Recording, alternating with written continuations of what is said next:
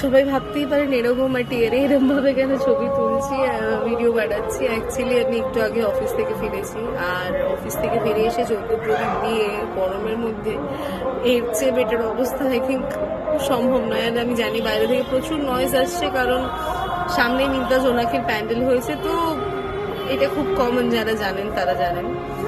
তো ভিডিওটা বানানোর উদ্দেশ্য একটাই, আজকে ভূত চতুর্দশী, সবাইকে ভূত চতুর্দশী, দীপাবলি আর কালী পুজোর অনেক শুভেচ্ছা। এবার বলি ভিডিও বানানোর উদ্দেশ্যটা। আজকে 19শে অক্টোবর, আর ঠিক পরের বছরই 9th মার্চ আমার বিয়ে। প্রত্যেক বছরই আজকের দিনটা আমার জন্য খুব স্পেশাল থাকে, এবছর আরো এক্সট্রা স্পেশাল, কারণ এইভাবে ওই বছরটা আমার শেষ ভূত চতুর্দশী বা দীপাবলি। এবার বলবেন শেষ দীপাবলি, একদমই না, আমি ওইভাবে ব্যাপারটা বলিনি। এই অবস্থায় বা বিয়ের আগে একরকম অবস্থা থাকে মেয়েদের, বিয়ের পর একটা নতুন জীবন, নতুন ভাবে সবটা শুরু হয়। তো মিক্সড ফিলিংস, আমি জাস্ট এই ফিলিংসটাই শেয়ার করার জন্য, দেখি নিজের কাছে তুলে রাখার জন্য এই ভিডিওটা বানানো। আজকে দিনটা না আমার জন্য প্রত্যেক বছর খুব স্পেশাল থাকে, যে করে হোক।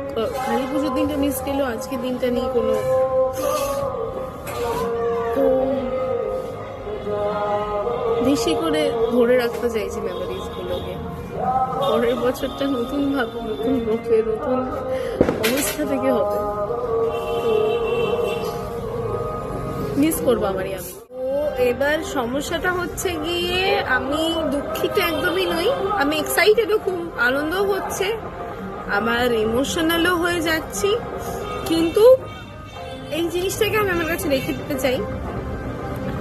আমার জন্য, আমার কাছে থাকবে, আমার ইউটিউব পেজে, আর কেউ না দেখুক, কারোর জন্য না। আমি যখন বুড়ো হয়ে যাব, যখন আমার ইন ফিউচারে হবে, তখন গিয়ে আমি দেখবো, আমি আনন্দ পাবো, আমি দুঃখ পাবো।